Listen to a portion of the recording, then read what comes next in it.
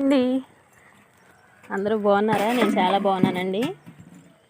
ఈ వేస్ట్ మనం ఇంట్లో వాడేసిన డబ్బాలు ఉంటాయి కదండి, ఈ డబ్బాలు వేస్తే మాకైతే ముగ్గేస్తారండి.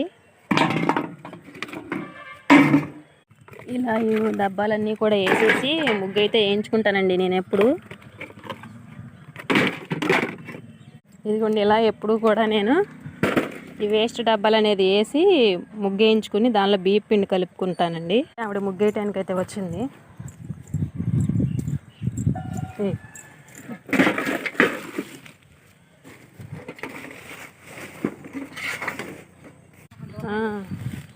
అందుకే నేను పిలుస్తున్నా, ముగ్గు అయిపోయిందని.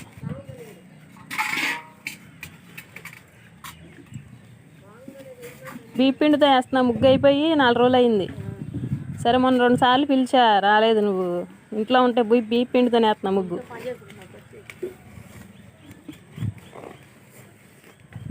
ఈ బకెట్లో బియ్యం పిండి ఉందండి. మొన్న మా అత్తగారు ఇచ్చారు, వాళ్ళు దేనికో ఆడించుకున్నారంట బియ్యం పిండి. అయితే మేము వాడలేదు, ముగ్గులో కలిపేసుకోమని ఇచ్చిందండి. నేనైతే ఎప్పుడు బియ్యం పిండి లేకపోతే ఆడించుకుని బియ్యం ఆడించి ముగ్గులో అయితే కలుపుకుంటానండి. బియ్యం పిండి కూడా వేసి కలిపితే ఏంటంటే మనకి ముగ్గు మంచిగా పడుద్ది, గీత తెల్లగా, ముగ్గు కూడా అందంగా ఉంటుంది అనమాట. అలా బియ్యం పిండి అయితే కలుపుకుని నేను ముగ్గు పెట్టుకుంటానండి. చాలా రోజులు వస్తుంది ఇది. బియ్యం పిండి అయితే ముగ్గులుగా వేసానండి. ఒకసారి మొత్తం కలిపేస్తాను. మనం డబ్బాలు వేసేదాన్ని బట్టి ముగ్గేస్తారండి వాళ్ళు. ఎక్కువ డబ్బాలు వేస్తే ఎక్కువ ముగ్గేస్తారు, డబ్బాలను బట్టి అనమాట మనకి ముగ్గు వస్తుంది.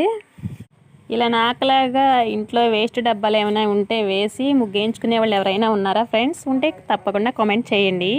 మనం వేస్ట్ డబ్బాలు అనుకుంటున్నాం కదండి, ఆ డబ్బాలని ముగ్గేసే వాళ్ళకి వేస్తే ఆ డబ్బాలు అమ్ముకుంటారండి వాళ్ళు. వాటికే వాళ్ళకి డబ్బులు వస్తాయండి. ఈ ముగ్గేసేవాళ్ళు మా ఇంటి దగ్గరలోనే ఉంటారండి. వీళ్ళు ఒక్కళ్ళే కాదండి, 4-5 ఉంటారు.